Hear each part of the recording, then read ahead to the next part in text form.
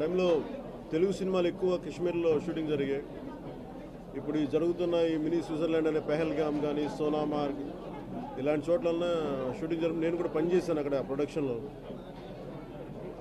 ఆ సమయంలో నాకు తెలుసు అది బాగా ఇబ్బందిగా ఉండేది. మాకు కూడా మొదటి సంవత్సరం బాగానే అనిపించింది. 2, 3, 4 సంవత్సరాల్లో పని చేస్తే చాలా ఇబ్బందిగా ఉండేది. గొడవలు జరుగుతూ ఉండే. కొంతమంది ఇంకా తీవ్రవాదం మొదలవని సమయం అది. ఆ టైంలో కాశ్మీరీ పండిట్స్ కొంత పనిచేసేవాళ్ళు మాతోటి. చివరి సంవత్సరంలో 89 అనుకుంటా, వాళ్ళు అప్పుడు చెప్పారు, మేము ఎక్కువ కాలం ఇక్కడ ఉండలేము, మేము పారిపోవాల్సి వస్తే ఇక్కడ. ఎందుకంటే ఇక్కడ being Hindu in Kashmir is కూడా టఫ్ జాబ్. ఇక్కడ ఉండలేకపోతున్నాం మేము, ఇంక మీరు కూడా రాలేకపోవచ్చు అని నాకు అప్పుడు చెప్పేవాళ్ళు. తర్వాత 90sలో అది ఇక కాశ్మీరీ వేర్పాటువాద ఉద్యమం, ఇక టెర్రరిజం పెరిగి. సో ఇది ఎందుకు చెప్తున్నానంటే, పొద్దున నేను మధుసూదన్ గారి ఇంటికి వెళ్ళినా, ఈరోజు చంద్రమౌళి గారి ఇంటికి వెళ్ళినా ఒకటే వాళ్ళు చెప్తుంది ఏంటంటే, మీరు న్యూస్లో ఉన్నది కానీ అందరూ చెప్తుంది కానీ it's quite a targeted killing. అది మీరు హిందువా కాదా అని చెప్పి పరీక్షించి మరి చంపేశారు.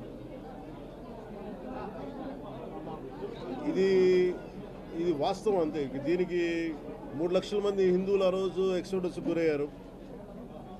అందరూ బలవంతపు వలసలకు వెళ్ళిపోవాల్సి వచ్చింది ఆ రోజున. అలాగే ఈ రోజున కాశ్మీర్ పర్యాటకులకు వెళ్ళి ఒక 4-5 రోజులు చాలా ఆహ్లాదకరంగా గడుపుతాం అనుకున్న కుటుంబాలు ఒక భయంకరమైన సంఘటనలో కూరుకొని కళ్ళ ముందే భర్తని చంపేస్తూ ఉంటాయి. కళ్ళ ముందు భర్తను చంపేస్తూ ఉంటే నిస్సహాయంగా చూసి ఏమి చేయాలో తెలియక అలాంటి అమానుషమైన ఘటనలు.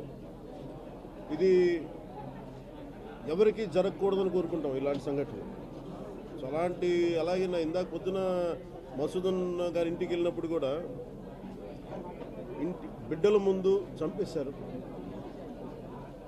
4 గంటలు ఆ మా నాన్న బాగుండాలని చెప్పి గొంతు తడారిపోయే వరకు ఆ బిడ్డ ప్రార్థిస్తూనే ఉన్నాడండి దేవుడిని. ఆ బిడ్డకి దేవుడి మీద నమ్మకం పోయింది. దేవుడు ఉంటే నిజంగా ఇలా చేస్తాడని. అంటే అంత ఒక్కొక్క సంఘటన వింటూ ఉంటే కడుపు తరుక్కుపోద్ది. అలాగే వాళ్ళు మేము నమ్మకంతో ఎందుకు ఇలా జరిగింది, ఎందుకు ఇలా అయింది మాకు అనేది వాళ్ళ బాధను వింటూ ఉంటే నిజంగా ఏమాత్రం స్పందన ఉన్న వ్యక్తి ఎవరైనా సరే చిన్నపాటి, ఎందుకంటే ఇది మనం ఇంక షుగర్ కోటింగ్ ఇంక మానేసేయాలి. ఇందాక ఇంగ్లీష్ ఛానల్స్ కూడా న్యూస్ అడుగుతున్నప్పుడు బ్లేమ్ గేమ్ జరుగుతూ ఉంది, లేదంటే ఇలా చేశారు అంటే బ్లేమ్ గేమ్ జరుగుతుంది అని అంటే ఒకటే చెప్పారు. ఇది బ్లేమ్ గేమ్కి కానీ లేదంటే ఇది అందరూ ఏకంగా ఏకతాటిపై నిలబడాల్సిన సమయం ఇవన్నీ. అక్కడ టెర్రరిజానికి మతం లేదు, ఖచ్చితంగా టెర్రరిజానికి మతం లేదు, ఇవన్నీ మాట్లాడచ్చు. కానీ ఇప్పుడు కాశ్మీర్ సంఘటనలో చాలా క్లియర్ కట్గా హిందువుల్ని టార్గెట్ చేసి చంపారు. అంటే వాళ్ళందరూ చెప్పడం ఏంటంటే, ఇవన్నీ కూర్చోబెట్టి మనం దీన్ని ద్వేషాలు పెంచడం ఇవన్నీ కాదు, కానీ నువ్వు హిందువా నాన్ హిందువా అంటే అది చాలా అమానుషంగా వాళ్ళు అడుగుతూ ఒక్కొక్కరితో మాట్లాడుతుంటే వాళ్ళు చెప్తుంది ఏంటంటే, కల్మా చదవమన్నారు. మాకు రాదనగానే కూర్చోబెట్టి, అంటే ఎంత బాధాకరంగా అనిపించిందంటే, నేను బుల్లెట్స్ బాడీలో దిగినాయి అనుకున్నాను, కానీ తల చుట్టూ గుడ్డ కట్టేస్తుంది. ఏముంది అంటే స్థలం లేదు, సగం తల లేదు. అలాగే ఇప్పుడు చంద్రమౌళి గారు చూస్తే అసలు ఏదో పెడితే ఏంటంటే అసలు అంటే ఇంత అమానుషంగా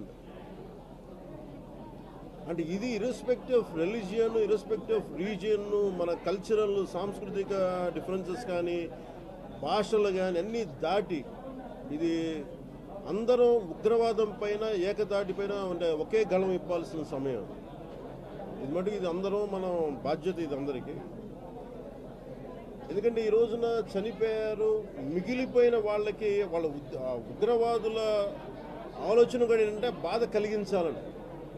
ఈరోజు చనిపోయిన ఈ దాదాపు 30 మంది వాళ్ళకి కలిగింది, దేశం మొత్తానికి కలిగింది బాధ, దేశం మొత్తానికి క్షోభ.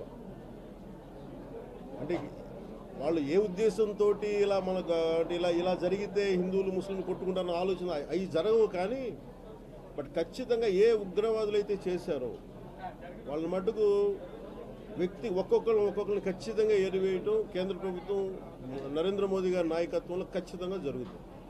అలాగే దీని వెనక ఎవరున్నా కానీ ఏ స్థాయి వ్యక్తులు, దేశాలు కావచ్చు, పాకిస్తాన్ లాంటి దేశం కావచ్చు, ఎవరున్నా కానీ చాలా ఖచ్చితమైన చర్యలు ఉంటాయనేది ప్రధానమంత్రి గారు మనందరికీ మధ్యాహ్నం కూడా తెలియజేశారు. ఇది ఇలాంటి సమయంలో ఇర్రెస్పెక్ట్ ఆఫ్ పొలిటికల్ పార్టీస్, మొన్నటికి మొన్న వక్ఫ్ ల్యాండ్ సమయంలో కూడా విభేదించిన వ్యక్తులు కూడా ఈ రోజున ఉగ్రవాదం సమస్య వచ్చేటప్పటికి అందరూ ఏకతాటిపై నిలబడ్డారు. ఇది ఖచ్చితంగా అందరూ అంటున్నది ఒకటే మాట, ఇది మీరు హిందువులా కాదా అని చెప్పి టార్గెట్ చేసి మరి చంపారు. It's targeted Hindu killing. ఇది there is no second thought about it. దీన్ని షుగర్ కోట్ చేయాల్సిన అవసరం, ఇది వాస్తవం అంతే. ఈ వాస్తవాన్ని అందరం గ్రహించి, అలాగే ఎవరన్నా సరే మనకి దేశంలో అంతర్గత సమస్యలు మొదలవుతాయి, అట్లాగే జరగవు ఇవన్నీ. We are very clear. ఉగ్రవాదులు అనేవాళ్ళు ఖచ్చితంగా వాళ్ళు ఇస్లాం పాటిస్తున్న వాళ్ళు, అది వాస్తవం. కానీ ఉగ్రవాదం వేరు. అలాగే మామూలుగా శాంతిపూర్వకంగా శాంతి భద్రతలను కోరుకునే ముస్లిం సమాజం వేరు. అది స్పష్టత మా అందరికీ ఉంది, ఎన్డీఏ ప్రభుత్వానికి ఉంది, మా అందరికీ క్లారిటీ ఉంది.